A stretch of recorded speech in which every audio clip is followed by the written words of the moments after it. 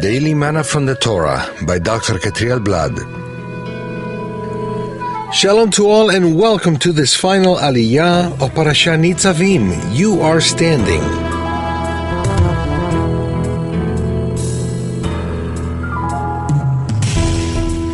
We find this seventh aliyah in the book of Deuteronomy chapter 30 verses 15 through 20. Today we'll be covering verse 19 and it reads as follows.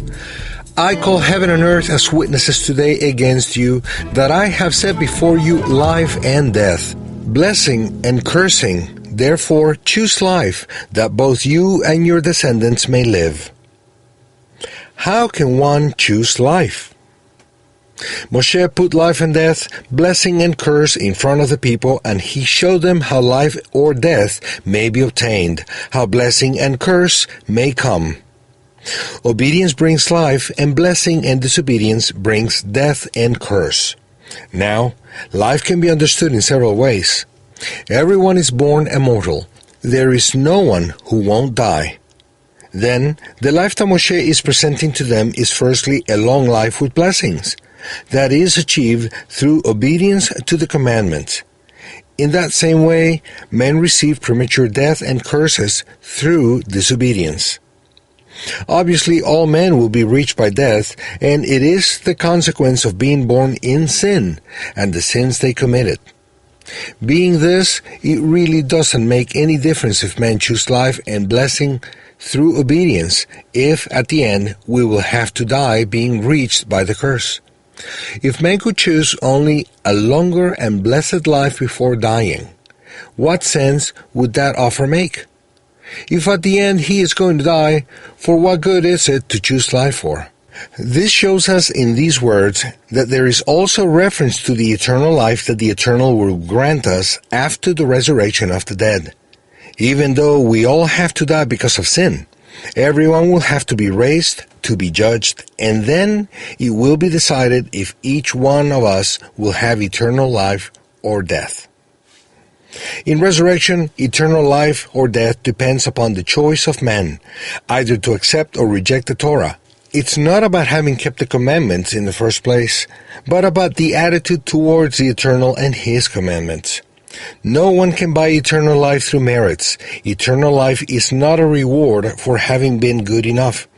This idea is a wrong path and won't lead to eternal life after resurrection.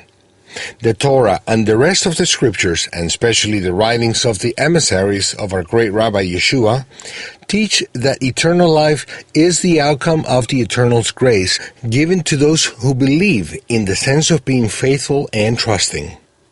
The one who obeys because he loves and wishes to be faithful to the Eternal and repents whenever he fails and trusts in the Eternal's forgiveness given through the atoning death of Yeshua will receive everlasting life. There is no contradiction whatsoever between the words of our Rabbi Yeshua and those of Moshe Rabbeinu.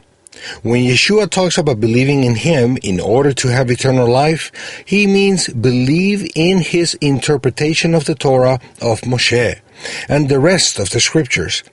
That is, to believe in what He says in His words, in His teaching. And what He says does not contradict Moshe in any way, shape, or form.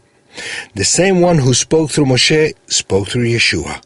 Moreover, Yeshua Himself is the revelation of the Eternal's life.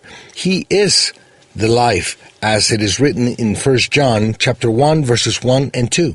That which was from the beginning, which we have heard, which we have seen with our eyes, which we have looked upon and our hands have handled, concerning the word of life. For the life was revealed, and we have seen it and bear witness, and show to you the everlasting life, who was with the Father, and was revealed to us. Truly, truly, I say to you, he who hears my word and believes on Him who sent me has everlasting life, and shall not come into condemnation, but has passed from death to life. Truly, truly, I say to you, the hour is coming, and now is, when the dead shall hear the voice of the Son of God, and they who hear shall live. For as the Father has life in Himself, so He has given to the Son to have life within Himself. John 5, verses 24 through 26. Choose faithfulness to the Torah of Moshe and the living Torah, and you shall have everlasting life. Blessings and Shabbat Shalom.